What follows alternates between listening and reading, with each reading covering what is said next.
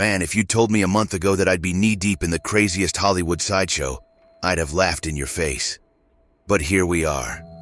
See? Living next to a B-list movie star might sound like every fan's dream until reality hits. Imagine trying to enjoy a quiet evening, and there's a pool party next door loud enough to wake the dead. Or how about waking up at 3 a.m. to a barrage of fake screams because your neighbor thought filming a horror prank vlog was the move of the century? He's got this vibe, you know? Like every day is a scene straight out of some high-budget flick where he's the undisputed star. Flashy cars, louder-than-life friends, and stunts that make you wonder how we've all survived this long living next to him. But, to be fair, the guy has charisma, can charm the socks off a mannequin. So when he came over with that wide camera-ready grin, saying he's off for a spiritual detox in Bali, part of me almost missed him already. Almost. He hands me this ornate, ridiculous key, looks like it belongs in a pirate movie, and asks a small favor. Keep an eye on my fortress, will ya? Oh, and the mail. Can't have my fan letters getting soggy. How do you say no to Hollywood's most eccentric? So, I agree. I mean, it's just collecting mail, right? What's the worst that could happen? The guy saunters off like he's off to collect another award, leaving me there, key in hand, wondering if the next few weeks would be the serene break I desperately needed from the constant whirlwind of his celebrity lifestyle. Little did I know, I was about to be the unwilling protagonist in a story that no scriptwriter could make up. So, there I was, thinking I'd enjoy the peace and quiet, maybe catch up on some reading, or finally start that fitness routine I've been putting off. The neighborhood seemed almost too silent without him, like the calm before some sort of freak Hollywood storm. And boy, was I right.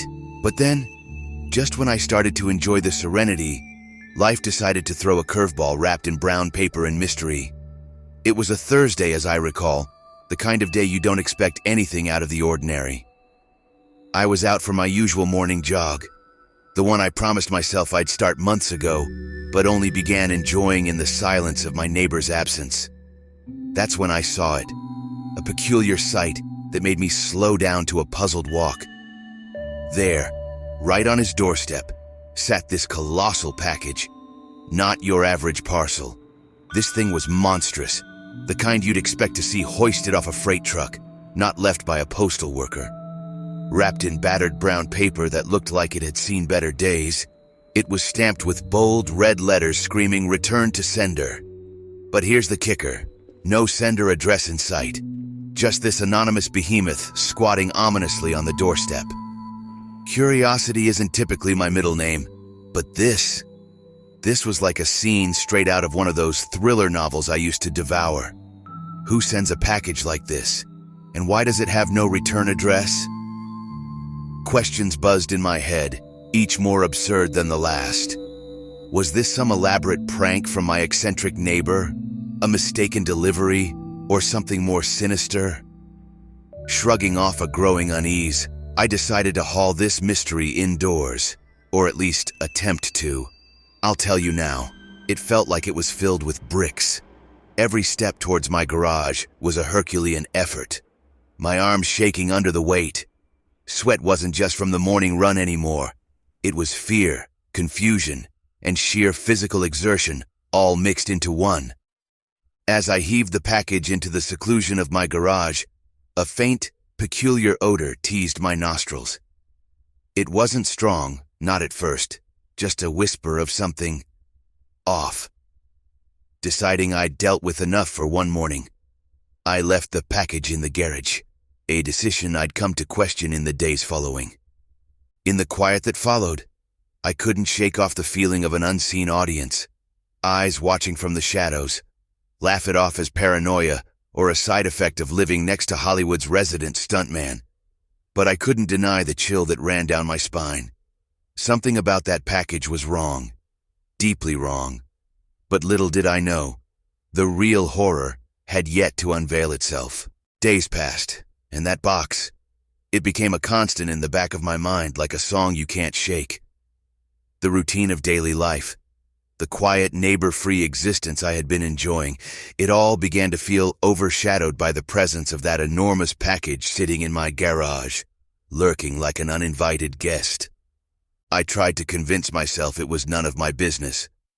"It's just a package," I'd mutter, while brewing my morning coffee, trying to drown out the growing curiosity with the sound of grinding beans.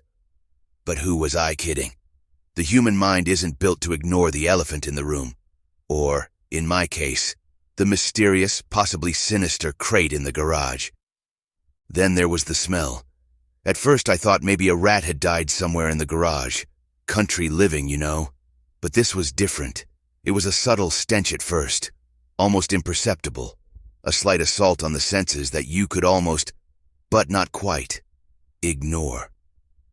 Day by day it grew stronger, more oppressive, as if in direct correlation with my escalating curiosity. And still I resisted. I told myself stories, made excuses. "It's probably just some weird art piece he ordered," I reasoned, trying to laugh off the chilling scenarios my brain conjured. You know how these Hollywood types are. But deep down I felt the weight of something darker, a story unfolding without a script, and me, somehow, in the center of it. My neighbors began to notice too. They'd ask, casual like, "Hey, seen anything strange since he's been gone?" But their eyes darted too quickly to my garage. Curiosity mingled with a hint of suspicion. I shrugged off their questions with non-answers, but the unease was contagious. One night it became too much. I lay in bed staring at the ceiling, the silence of the house amplifying the roar of my thoughts. "This is ridiculous," I told myself. "Tomorrow, I'm opening that box." It was a decision made in the desperation for sleep, for peace of mind, for an end to the endless loop of what-ifs circling like vultures in my brain. But the night was long and full of terrors, as they say. Every creak of the house, every whisper of the wind, seemed ominous, pregnant with impending doom. My dreams, when they finally came, were feverish, filled with shadowy figures and muffled cries, leaving me restless and more determined than ever to uncover the truth hiding in plain sight in my garage. Morning couldn't come soon enough, but with the light of day came the return of my doubts. Was I ready for the truth? The smell that greeted me as I opened the door to the garage was a stark reminder that some things cannot be unlearned. And yet, the pull of the unknown was irresistible. With the morning sun casting long shadows across the garage, the moment of truth was unavoidable. My hands were steady, a stark contrast to the storm of anxiety and dread swirling in my gut. The box, that infernal box that had become the center of my world, seemed to mock me with its silent, ominous presence. Equipped with nothing more than a pair of heavy-duty gloves and a steely resolve, I approached the task with the kind of solemnity reserved for defusing a bomb. The smell was now overpowering, a putrid cocktail of decay and despair that seemed to seep into my pores, a vile reminder of my proximity to the unknown. With each layer of cardboard and tape peeled away, the air grew thicker, heavier, as if the very atmosphere around the package was contaminated with the dark secrets it held. I was no detective, no hero of a thriller novel, just a guy standing in his garage, wishing he were anywhere but there. Then, the final cut through the tape was like a silent scream in the stillness of the garage. The flaps of the box opened with a lethargic creak, revealing its ghastly contents. There, amid a mess of packing peanuts and bubble wrap, was my neighbor. The larger-than-life, always smiling, daredevil Hollywood star, reduced to nothing more than an eerie, lifeless form. For a moment, time stood still, my breath caught in my throat, a primal fear rooting me to the spot. This couldn't be real. It had to be another of his twisted pranks, a sick joke taken too far. But the cold, undeniable truth stared back at me from the hollow eyes of his once vibrant face. Panic took hold, a wild thrashing thing inside my chest. I stumbled back, my mind a torrent of confusion, horror, and disbelief. How? Why? The questions spiraled, each more frantic than the last. I should call the police. I knew that. but my body refused to cooperate, held captive by the shock of the grisly tableau before me. The reality of my situation was a jigsaw puzzle in a whirlwind, pieces of logic and reason fluttering just out of reach. He was supposed to be in Bali, finding peace, escaping the madness. Instead, he was here, in my garage, a victim of his own audacious stunt gone horribly wrong. His final act, meant to be his most breathtaking vlog yet, had turned into a silent, macabre spectacle. My phone felt like a lead weight as I finally managed to dial 911, my voice a stranger's as I reported the unimaginable. As I awaited the arrival of the authorities, a morbid curiosity urged me to look once more. Among the chaos of the scene, something caught my eye, an object that seemed out of place amidst the tragedy. His vlogging camera, its lens smeared with the grime of the ordeal, lay partially hidden under a layer of packing material. It was a silent witness to the madness, a bearer of truths too morbid for the light of day. I hesitated, caught between the law and the raw human need to understand, to know. In the end, curiosity won. I picked up the camera, its weight a somber reminder of its possible contents. This was the key, the final piece of this macabre puzzle. I pressed play, bracing myself for the revelations that would unfold from its digital depths. The arrival of the police was a surreal experience, one that I watched as if from a distance, disconnected from the gravity of the situation.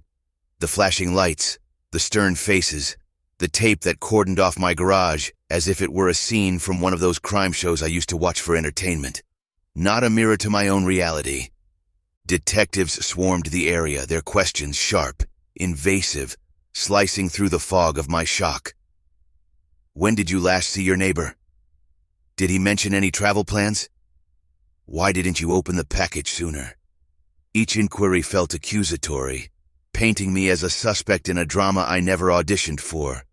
I recounted the story, my voice flat, detached, watching their expressions for any sign of disbelief. But there was none.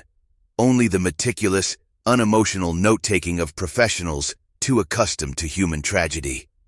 The garage, once just a mundane part of my home, had transformed into a crime scene. Technicians in white suits moved through the space with a choreographed efficiency, cataloging every detail, every potential piece of evidence. The air was thick with the scent of forensic chemicals and a heavier, darker undercurrent that whispered of the grim discovery. Neighbors gathered beyond the yellow tape, a mix of curiosity and concern etched on their faces. Whispers and speculative glances were exchanged, a community united by the shock of the unthinkable happening right next door. I felt their eyes on me, the weight of their judgment, their fear. Was I an unwitting participant, or something worse? As the body was carefully removed, a solemn procession that felt like a perverse inversion of the fanfare my neighbor usually attracted, I stood silently, a bystander in my own life. The reality of his death, the finality of it, clashed violently with the vibrant, reckless image I had of him. And then, amidst the chaos, the detectives found the camera. They bagged it as evidence, but not before I confessed to having watched its last, haunting footage. Their interest piqued. A new layer added to their investigation. I could see the wheels turning, the implications of what the camera might hold. I was asked, no, instructed to accompany them to the station. Questions needed answers. Timelines needed to be established. In the sterile environment of an interrogation room, under the harsh, unflattering light, I recounted everything once more. The camera's footage was viewed, a silent audience to my neighbor's final moments. The stunt, the fear, the acceptance. But it was the ending that held us all in a grim grip. The unmistakable sound of my garage door closing, a damning crescendo to his tragic finale. I sat there, a mix of emotions churning inside me. Guilt, for the relief I felt at being vindicated.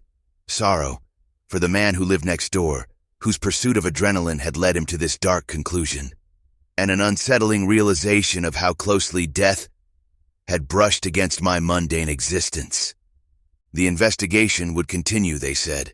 There would be more questions, more probing into a life cut tragically short. But for me, the ordeal was far from over. The tape was gone, the detectives had left. But the shadow of what happened lingered. A stark reminder that life, like the movies, doesn't always follow a script. In the quiet aftermath, as the world moved on and the buzz of the investigation dulled to a murmur, I found myself wrestling with a myriad of emotions. The shock had faded, leaving in its wake a profound sense of unease and contemplation. My home, once a sanctuary, now felt tainted, the shadows of the garage lingering long into sleepless nights. The community's curiosity gradually waned, replaced by whispered rumors and sidelong glances. Life, with its relentless pace, beckoned us all forward. But I remained anchored in the moment of discovery, the weight of reality pressing down like never before. I pondered over the strange, intertwined paths of fate, how a simple favor for a neighbor had spiraled into a chilling narrative of death and unintended consequences. It was a stark reminder of life's fragility, the fine line we all walk between order and chaos. The camera, that silent witness to a tragic end, haunted me.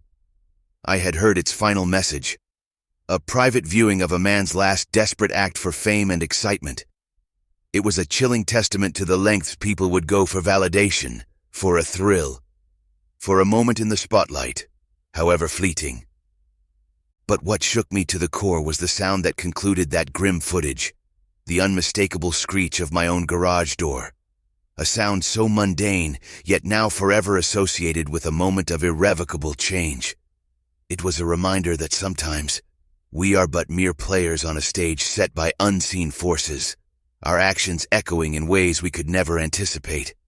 In the solitude that followed, I found a new understanding, a new perspective on life's unpredictability and the interconnectedness of our actions.